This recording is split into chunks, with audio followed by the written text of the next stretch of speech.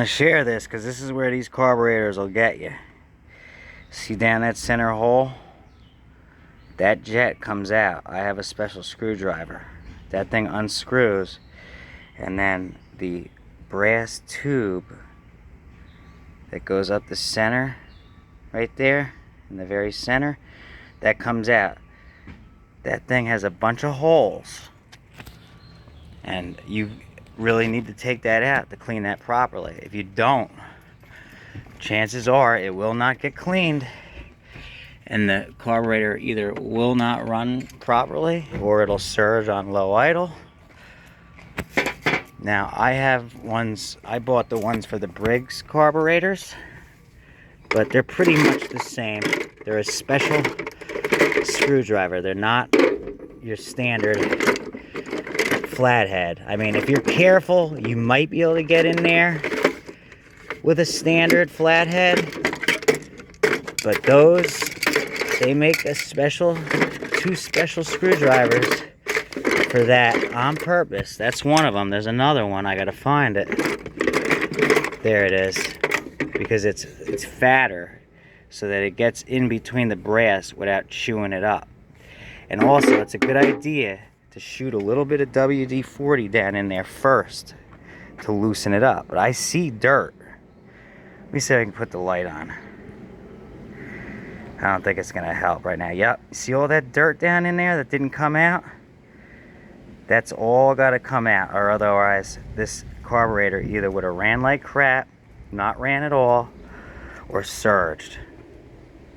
That's probably what happened with the other one that's still on that mower. However, I have this one.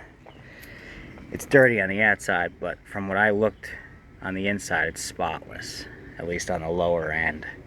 That's the one that's most likely going to go on, but I am cleaning this one, and I might use this one.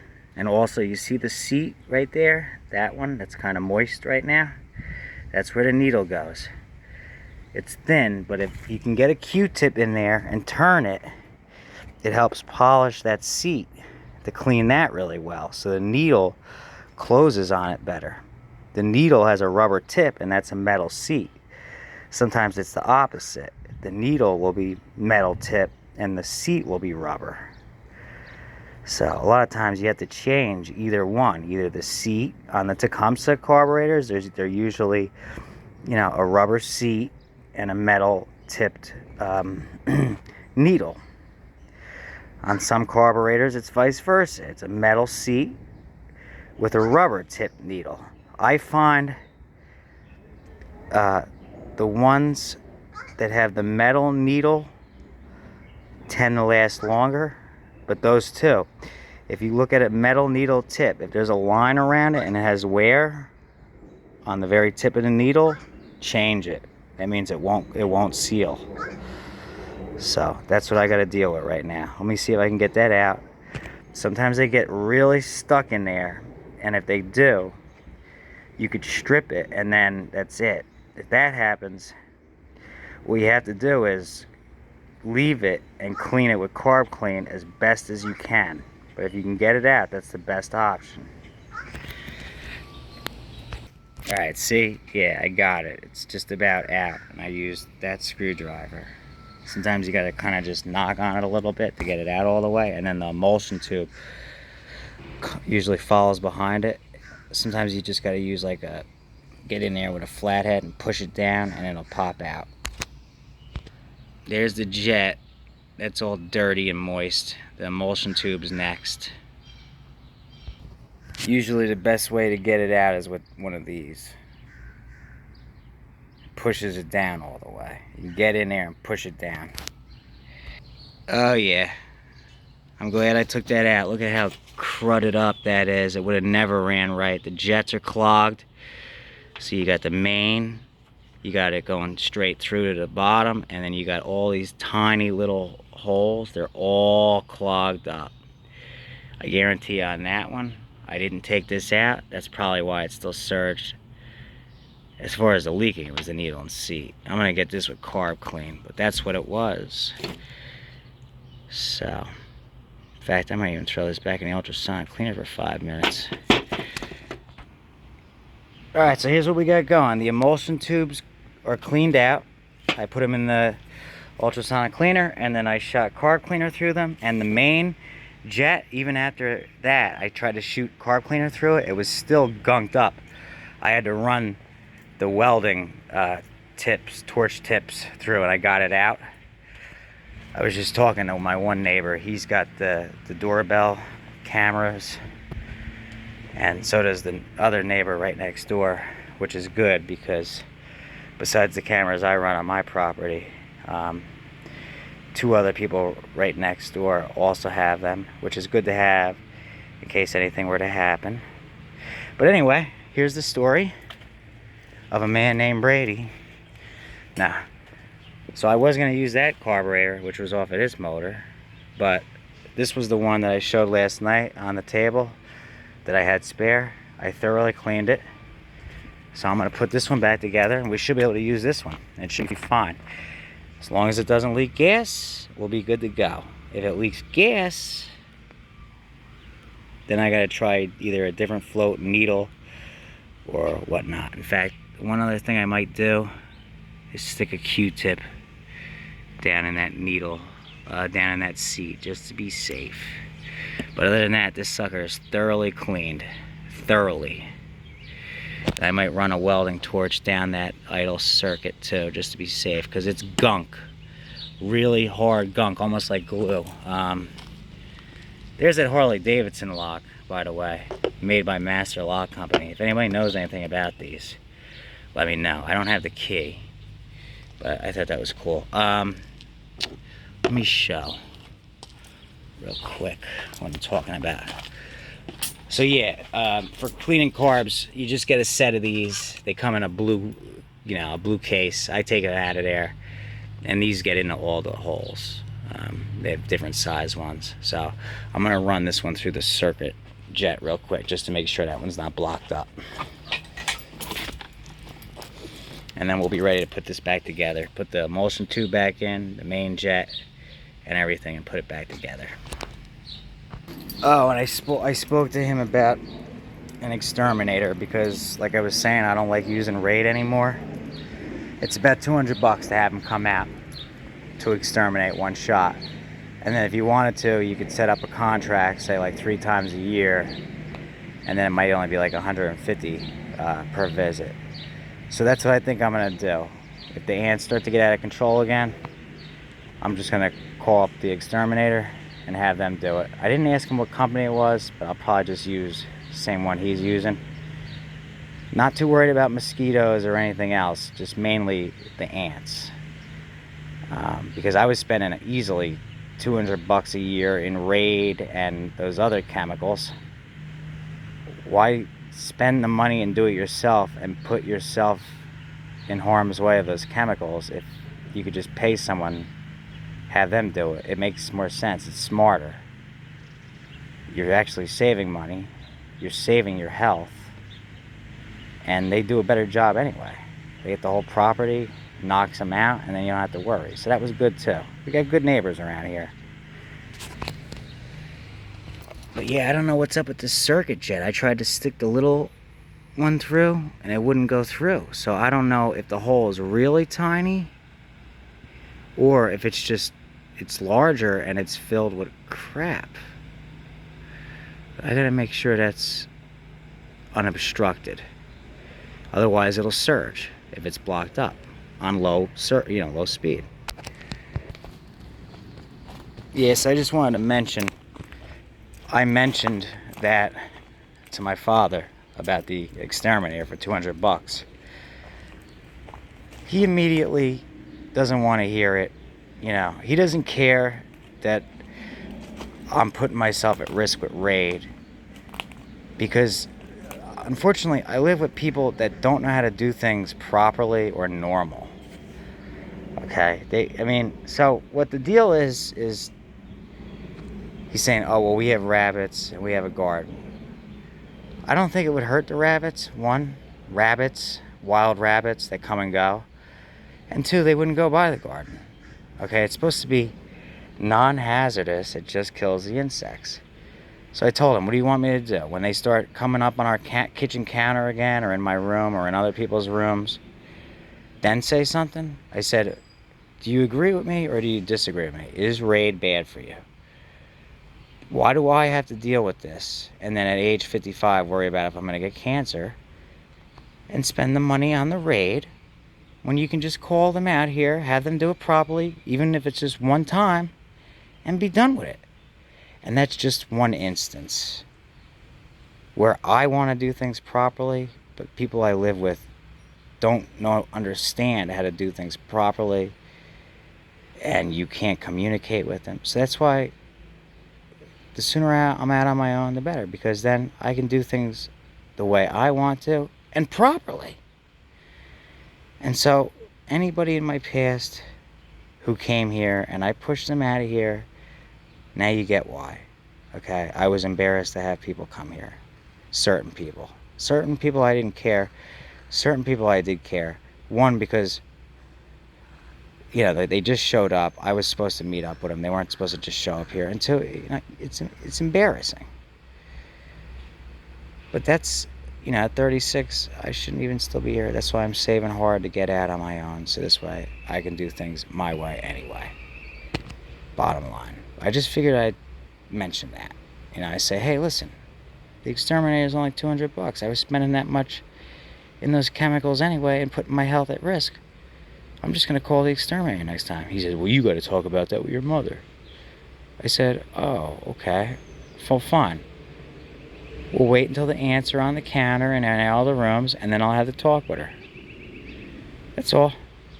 Simple as that. And if they still don't want to do it, I don't know. I don't know what to say. But that's what I've been dealing with large majority of my life. Oh, another important thing to note, he never handled the financials. She always did. When my time comes, I'm going to handle the financials.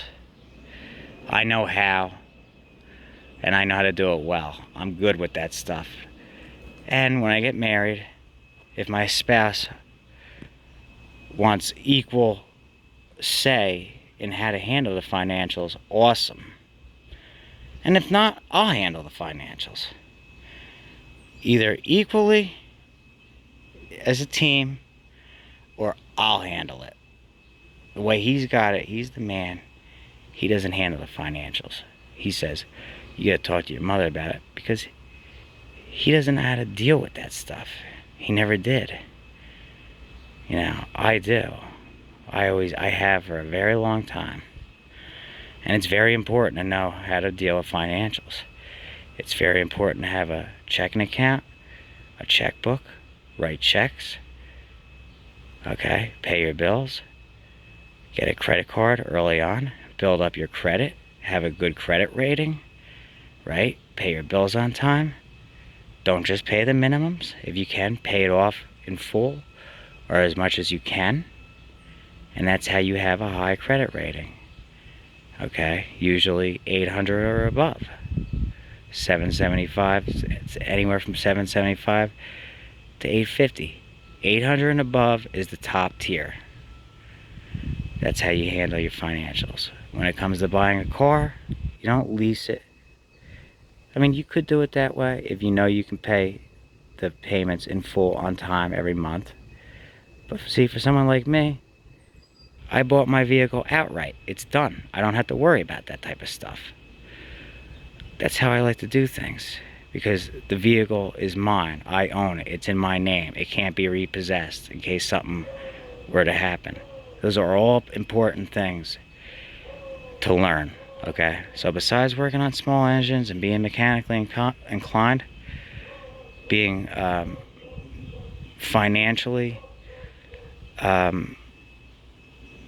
basically knowing how to run financials is also a very important part of life. You have to know how to do that stuff. Okay? It's all basic math. It's nothing difficult, but you have to be able to do it. So I found out that idle circuit hole was so small, only one of these bread wraps would fit through the hole. So I'm getting it ready now. one last thing I should mention, I shouldn't even have to be the one to worry about property maintenance as far as exterminators go, but I am. But I'm here at 36, and that's one of the ways I contribute. But in all reality, that type of situation, I'm not even one that's supposed to be having to deal with that. Okay? I pay rent every month to stay here and do extra. And that's just one extra step. And I had to do it because otherwise, insects would have been allowed to come in our house freely. They were. My father was letting the ants all over the counter, getting cups of coffee, and it was sick. It was sick to watch. And that's when I went on YouTube and taught myself how to deal with that situation.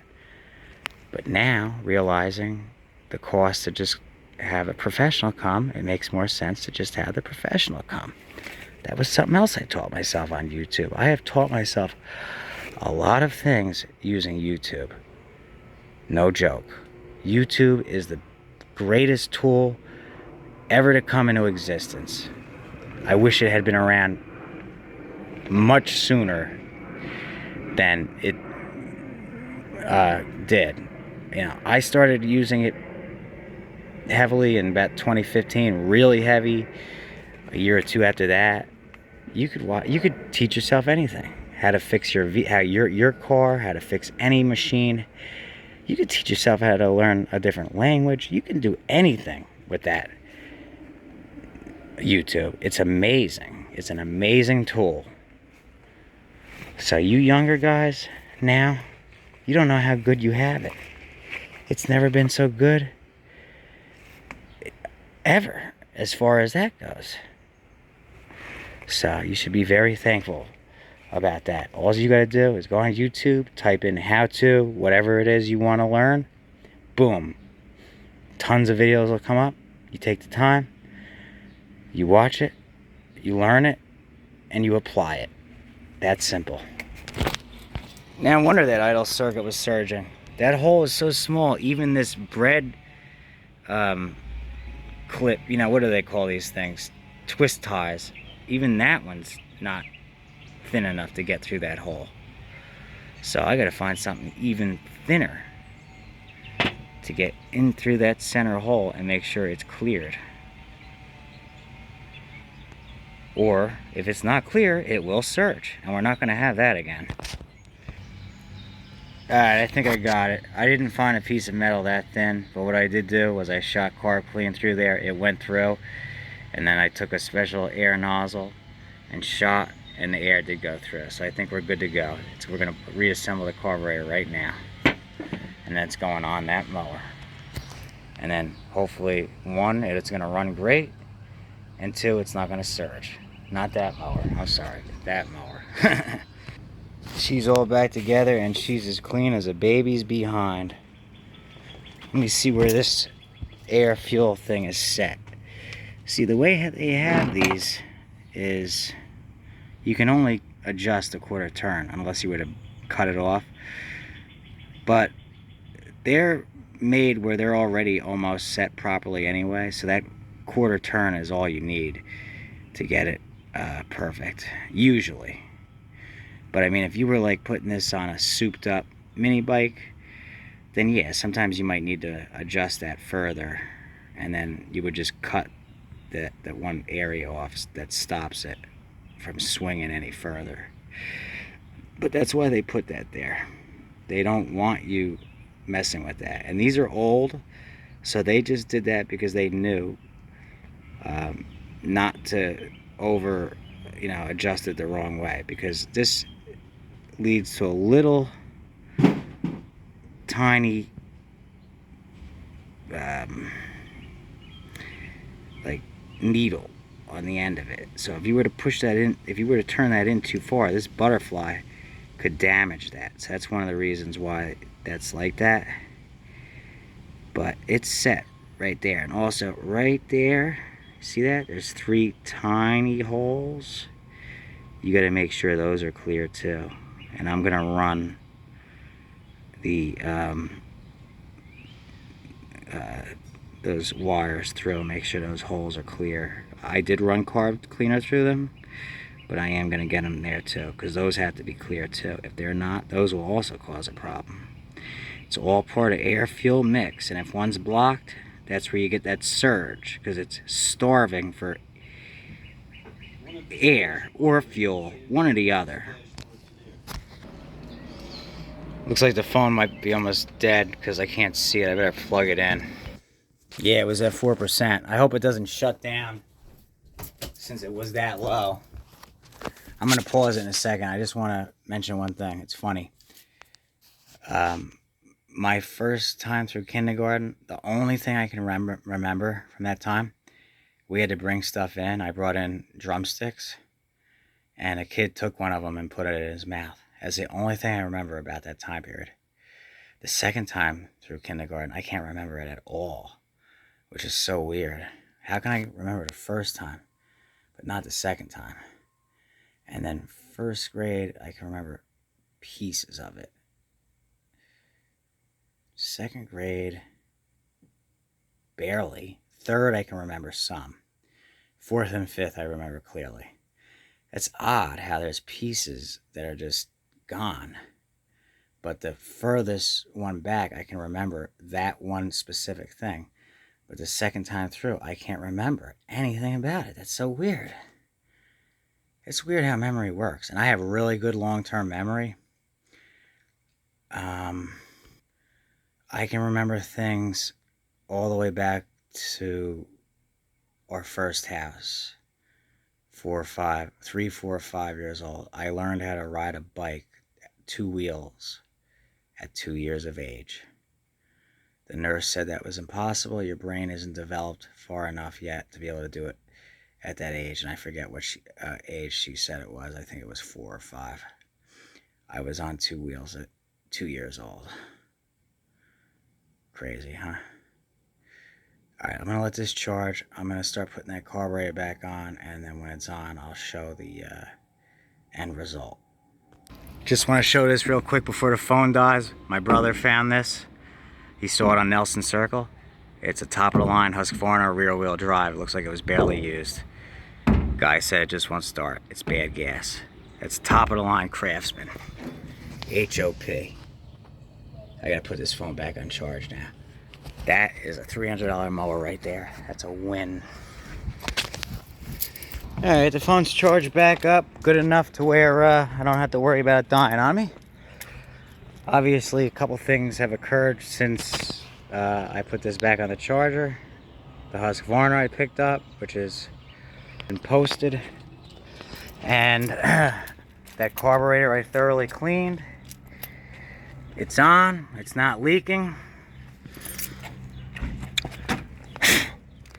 Gonna go ahead and put the air filter back in place right now. Let me grab a clamp. Alright, clamp's on. Sorry that it was filmed sideways, but you can rotate it with the modern devices. Alright, so you have choke. This does have choke. So when you first start it, you have it on choke, and then you just take it slightly off. That's full speed. And then the higher up you go, the slower it's at.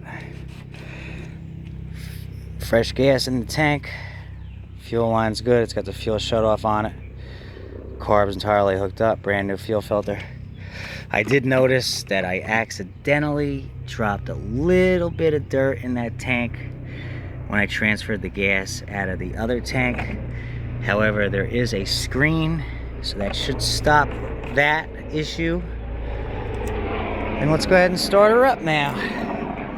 See how she runs on full throttle, idle. Make sure it doesn't leak gas, which it isn't right now, and the fuel's on.